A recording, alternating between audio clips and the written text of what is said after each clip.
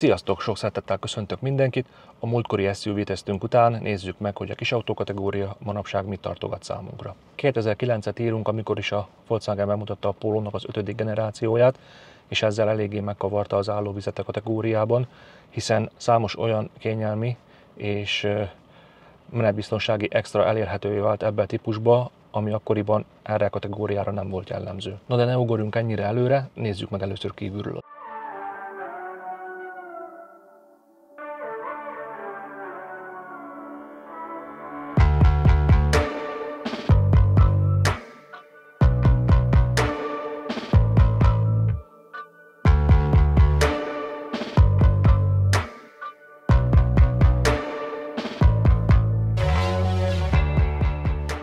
Eléggé szembeötlőek voltak a változások, hiszen az elődmodell az még gömbölydett formákkal operált, még a 2009-es 5. generációs az kívülről úgy nézett ki, mint egy összement Golf. Szögletesebb élek, markánsabb kialakítás, úgyhogy hozta a kornak megfelelő dizájnt, és kicsit ilyen nagyobb autós beütése lett. Ez a nagyobb autós, ez egészen pontosan 4 métert jelent, pár centiméter híján, ami egy korabeli 2-es Golfnak felel meg, tehát én nem is értem valahol ezt a kis autó kategóriát, hogy miért ide volt sorolva, hiszen a kis autó nekem egy Volkswagen Apot, egy Skoda Citigo-t, vagy egy Renault Twingo-t, ne adj Isten, egy Peugeot 1007-est jelent, nem pedig egy Volkswagen Pólót, amit nyugodt szívvel használnak családosok, kis családosok, hogy itt érzek némi zavart az erőben. Amint bepattanunk az autóba, észrevesszük szintén, hogy nem ehhez vagyunk szokva ebben a kategóriában, hogy ennyire ki vagyunk szolgálva, ennyi fajta extrát tudunk választani, úgyhogy eléggé feladta akkoriban a Volkswagen a leckét a többi gyártónak. A teljesség igénye nélkül 2009-ben, ugye, amikor bejelentkezett a modell, akkor rá egy évére már panorámatetővel lehetett rendelni a típust,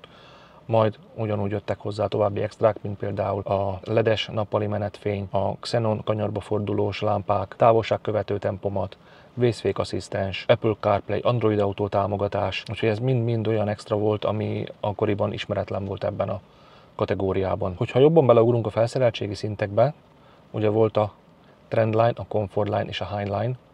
A Trendline szinte nem is értem, vagyis hát persze, hogy értjük, hogy miért kerül gyártásba, hiszen jól mutat az árcédula egy óriás poszteren, hogy már ekkora összegtől elérhető az autó, viszont elég nagy különbség volt a két felszereltségi szint között, és nem csak az extrák tekintetében, hanem magába a gyártás minőségében is. Kezdjük ott a Trendline-ban, a műszerfal az nem ilyen puha borítású műanyag volt, hanem ilyen fröccsöntött, kopogós, karcos műanyag. Továbbá nem volt minden irányba állítható kormányunk, csak a sofőroldali ülés volt magasságban állítható, az utasoldali az nem, és a hátsó ülések csupán egybe voltak dönthetőek. Még ugye Comfortline-nál megkaptuk ezt a rücskös bevonatú műszerfalborítást, ami a ajtók felső pereménél is megtalálható, és mai napig hozza a minőséget, úgyhogy kellemes tapintású.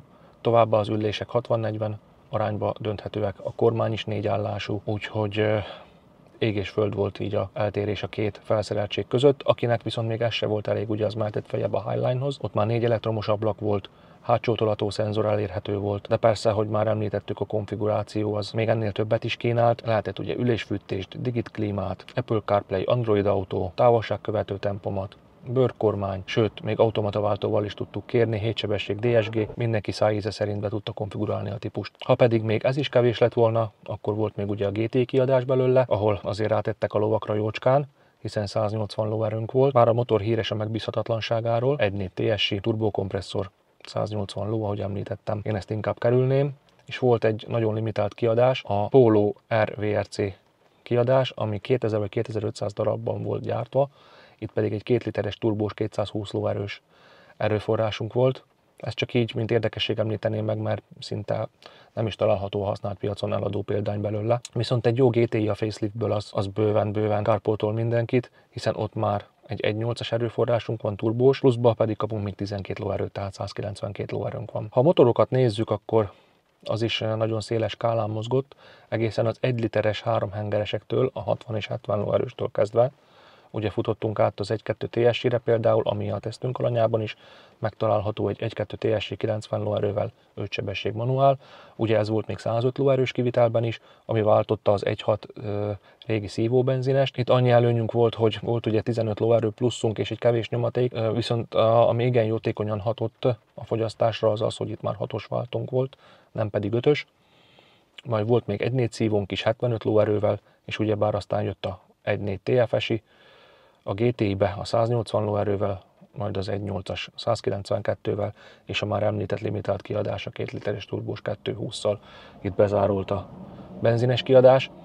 Majd jöttek a dízelek, volt 1.2-es és 1.6-os. A 1.6-osra adnám le a voksot, az megbízható volt, meg több tartalékunk is volt belőle. Itt is volt 90 és 105 lóerős, ugyanúgy 5-ös és 6-os váltó, úgyhogy ezekkel nem igen lehetett mellé nyúlni. Ez az 1.2-es is már eléggé kiforrott motorkonstrukció volt, nem az első generációs, igaz, hogy láncos, de itt is már elég sok hibát kiküszöböltek, viszont karbantartani ugyanúgy kell. Na de gyújtsuk is be akkor az autót, és térjünk vele egyet, közben pedig még nézzük meg, hogy mit tartogat számunkra. Tehát, ahogy már említettem, majd 4 méteres hosszunk van, tehát bőven családos autónak is felfogható a típus. Saját magamra beállított ülés mögé, hogyha behúpanok, akkor nem azt mondom, hogy a világ végére is elmennék vele, de egy kisebb kirándulás is gond nélkül belefér, és 4 személy nagyon kényelmesen tud vele utazni.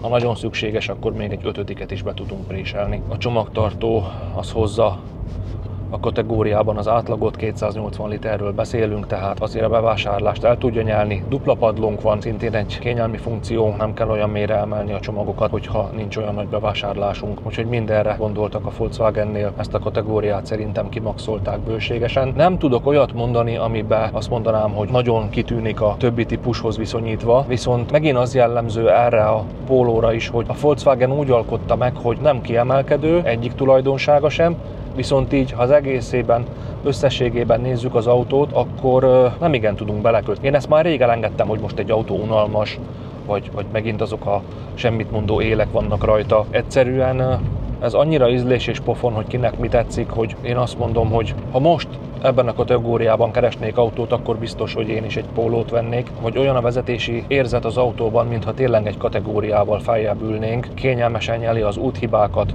nem pattog el a kormány a átételezése is kényelmes, érezni az utat rajta. Jó, természetesen nem egy élményautó, hiszen a mindennapi, hétköznapi autók nem erről szólnak. Ha egy kis borsosságra vágyunk, akkor arra ott egy Polo GTI, de a mindennapokban szerintem egy nagyon jó választás. Könnyű vele a parkolás, ugye ott a tolatószenzorunk is, kezdőautónak is, vagy kezdősofőrnek is egy nagyon jó választás. Fenntartási költségek is szerintem tűrhetőek, nem igen tudok miben elakadni. Minden, ami megtalálható ebben az autóban, én azt mondom, hogy bőségesen hozza a napi használathoz szükséges dolgokat, ami e fölött van, azok már tényleg olyan extrák, amik szinte azért vannak, hogy az ember elmondhassa magáról, hogy lecseréltem az autót, mert ez még hiányzott belőle, holott csak magát nyugtatja, hogy legyen egy indok, ami véget vett egy új autót. Természetesen tegyük hozzá, hogy a tesztelt járműben 79 000 kilométer van, úgyhogy fura is lenne, hogyha bármi nemű hibával találkoznánk. Ha tetszett az adás, akkor tarts velem legközelebb is, és addig is. Sziasztok!